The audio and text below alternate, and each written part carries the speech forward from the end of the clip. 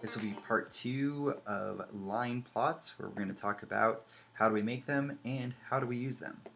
So let's start on page 745 with number 3, where we're trying to figure out how to plot the information about Sanja's studying days over the last 12 days and how much he studied in each of those days. So we have our nice little line plot here.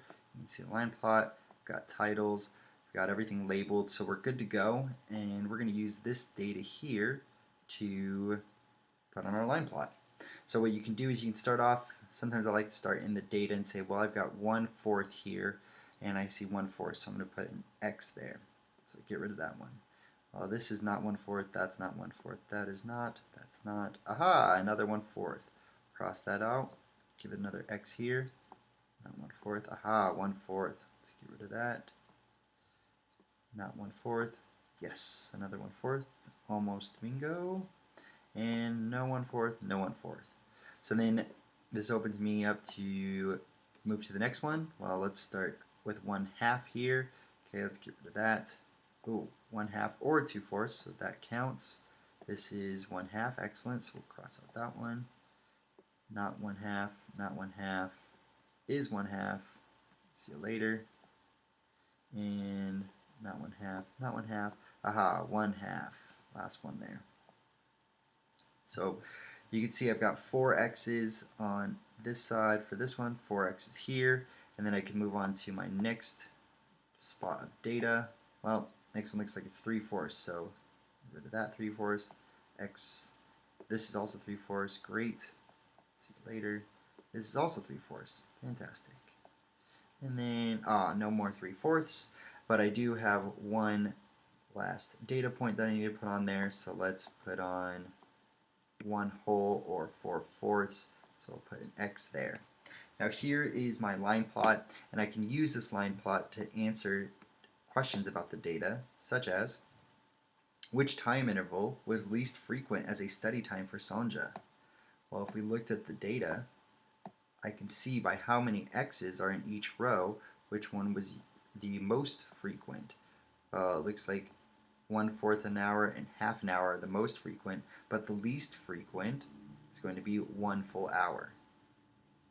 Right, so let's take another look at another example of creating them on page 746, number 7, where we need to make a line plot to show how much of each drinking amount Quinn's pets are drinking in that week. So I've got my data over here, and I notice that each one is going to be in a fraction of a cup, so that's what I'm going to label my line plot with, is starting with the smallest to the largest over here. So this is an L, sorry.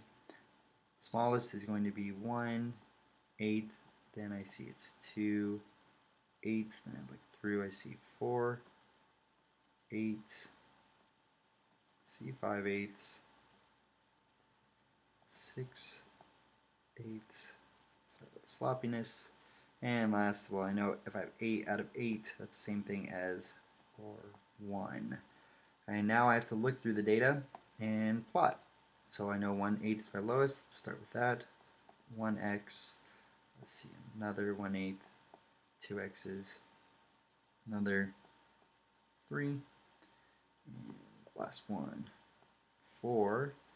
Then after that, let's take a look at 2/8. Oops. 2/8. It's 1, 2. 2 2/8. I don't see any more there. Let's go on to the next data point. 4/8. I have one right here, and that's the only one. So I have 4/8. You're all alone. And let's take a look at the next one. It'll be 5/8. I've got another all alone. On to the next. 6/8. Oh, that's again only one. And last but not least, we've got 1 full cup, or 8 out of 8, so that's 1, 2, and 3. So here is my data visually shown. Now, if I had a question on it, like What is the difference between the smallest amount of water and the greatest amount of water? Well, now I can see it a little bit better and know, well, down here at the end, this is my lowest amount of water, this is my highest. Well, if my lowest was 1/8 of a cup, and my greatest was 8/8 of a cup, well, I know that we subtract the numerator, so I would have a difference of 7/8 cup. So, hope this helps you guys out. Don't forget to check out the videos on Khan Academy, and please feel free to reach out if you have any other questions. Have a great day.